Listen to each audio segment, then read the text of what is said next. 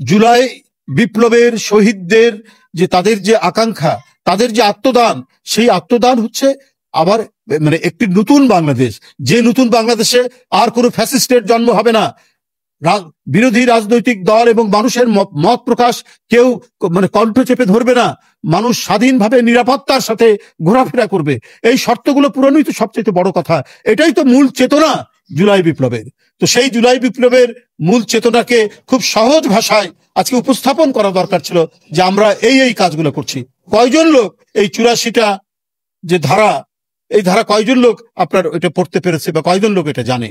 তো মূল যে কাজগুলি করা উচিত সেটা সহজবোধ্য ভাষায় মানুষের কাছে বলা উচিত।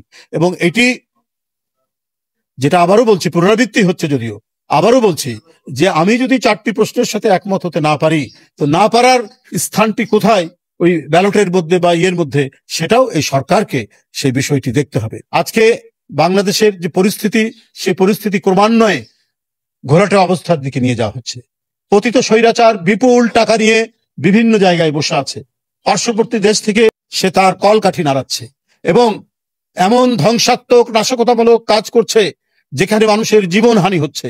সেই গাড়ি পোড়ানো, যেটা আমরা বারবার বলেছি যে আমরা যখন হরতাল দিয়েছি গণতন্ত্রের জন্য, আমরা গণতন্ত্র পুনরুদ্ধারের জন্য যখন কথা বলেছি, তখন কৃত্রিম ভাবে তারা নিজেরাই নাশকতা করে চাপিয়ে দেওয়ার চেষ্টা করতো বিরোধী দলের উপর, বিএনপির উপর। কিন্তু আমরা বলেছি যে ওই সমস্ত নাশকতায় তাৎক্ষণিক যারা ধরা পড়তো, হয় যুবলীগের লোক তারা, নালে ছাত্রলীগের লোক। প্রত্যেকটি জায়গায় তার প্রমাণ আছে।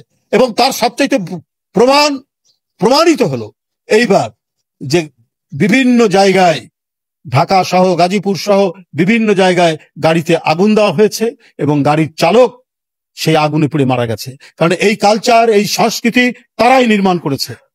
দিয়ে তাদের হাতে তখন রাষ্ট্র ক্ষমতা ছিল, মিডিয়াকে নিয়ন্ত্রণ করে তারা বিরোধীদের উপর চাপাতো। কিন্তু আজকে প্রমাণিত হচ্ছে যে এই কালচার হচ্ছে তাদের কালচার, ফ্যাসিস্টদের কালচার, আওয়ামীর কালচার।